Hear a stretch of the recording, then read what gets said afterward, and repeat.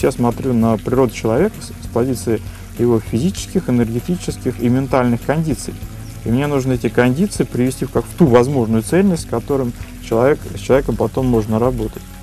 Вот. А надо учесть, что многие же приезжают за приемчиками, да, а я хоть и использую приемчик, для меня все равно важно цельность создать.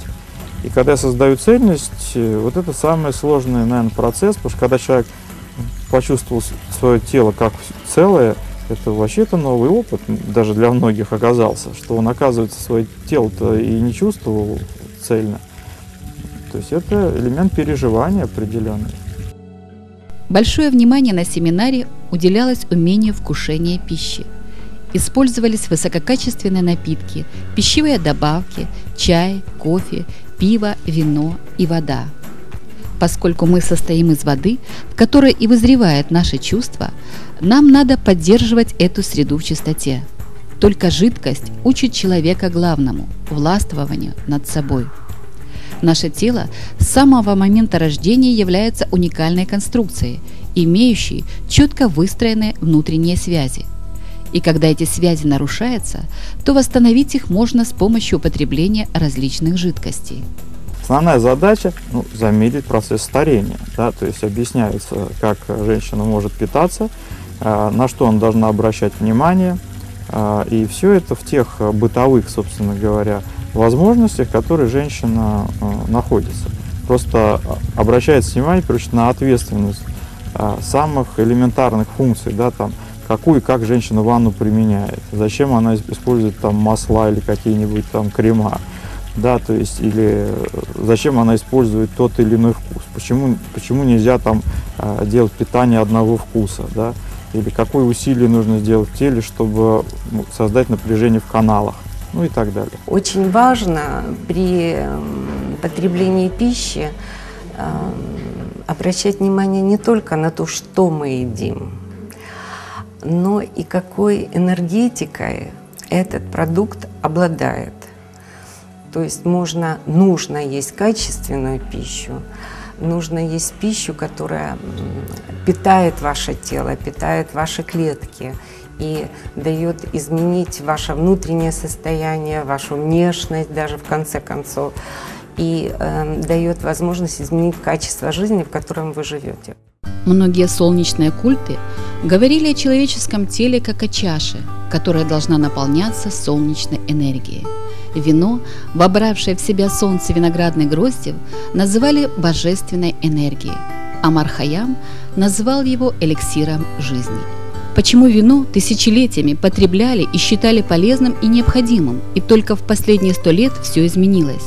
Может, дело не в нем, а в людях его принимающих? Здесь очень важна культура питья, умение не поглощать, а вкушать вино, находя в нем наслаждение и целебные силы. Большой вопрос, возможно, вызывает использование алкоголя, да, на кемпе.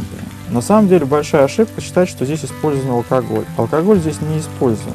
Использованы возможности солода, воды, взять пиво, да, то есть нельзя говорить, пиво есть хорошее или плохое. Вопрос, какая вода в том пиве использована. То есть, и, естественно, здесь подбиралось пиво, только высококачественная, вода которой, собственно говоря, переносила те задачи солода, которые нам нужен был. Вино. Тоже это не просто какое-то вино, да, это определенный сорт винограда, то есть определенные возможности, давалось в определенных пропорциях и выполнял определенные задачи. Но извините, если это быстрейший способ мне восстановить сосуды, кровеносные сосуды у человека, конечно, я буду его использовать.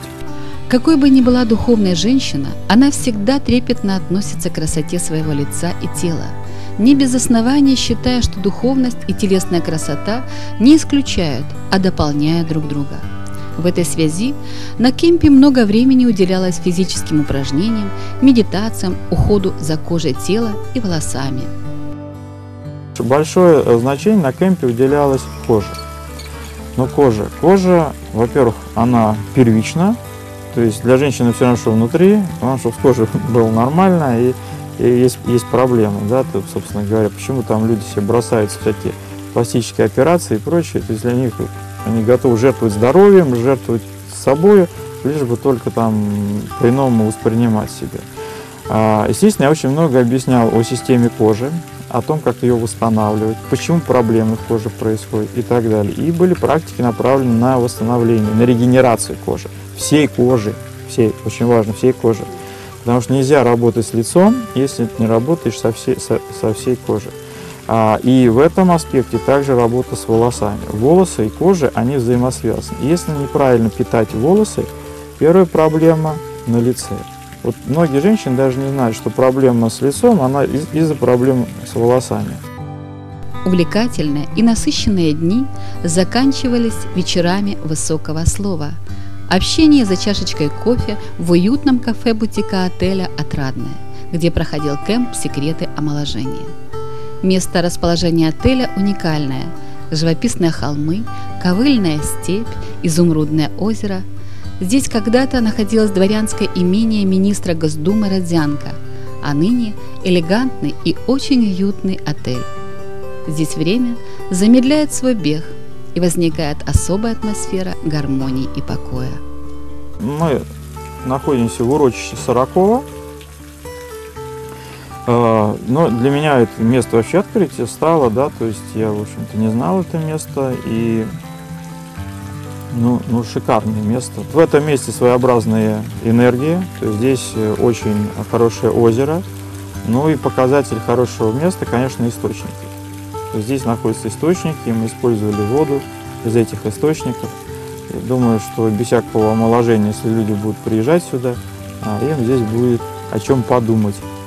Но, к сожалению, редко кто может остаться наедине с самим собой, чтобы подумать. Будем надеяться, что это место будет играть гораздо большее значение для Украины, чем подобные какие-то места, потому что само место имеет свою собственную силу и идентификацию. Получив определенные знания, человек должен взять на себя ответственность за свое дальнейшее развитие, иначе ничего не получится.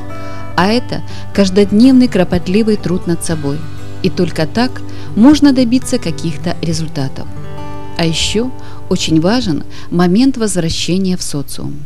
Особый момент, собственно говоря, конечно же, для женщины, когда она возвращается, это как с чем она столкнется в отношениях с мужчиной.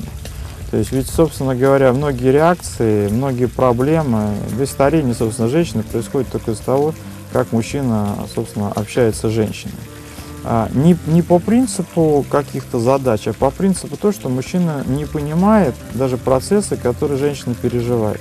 Не знает, собственно говоря, циклы, да, по которым женщина живет, что происходит с женщиной, она не понимает природу восприятия. Интуитивность, инстинктивность женщины, она несравненно выше, чем у мужчины. Когда мужчина разговаривает с женщиной с позиции слова или силы, он, по сути, не только не получает для себя адекватную реакцию от женщины, он еще и забивает саму женщину, которая начинает искать взаимоотношения или ответ с мужчиной так, как он хочет, а не так, как она реально выражает себя и может. Это конфликт, на самом деле, огромнейший конфликт между мужчиной и женщиной. Даже если женщина находится в гармонии, в семье живет, она находится в конфликте в социуме, на работе, где сталкивается, в общем-то, с мужским принципом управлением пространства. Вот. А так как мужчина не чувствует многие аспекты в себе даже, то как он может вообще понимать вот это переживание? Такое, по сути, очень разное восприятие мира может примирить только одно – любовь, терпение и желание понять друг друга. А женщина, в силу своей природы, всегда готова первая проявить эти качества и пойти навстречу.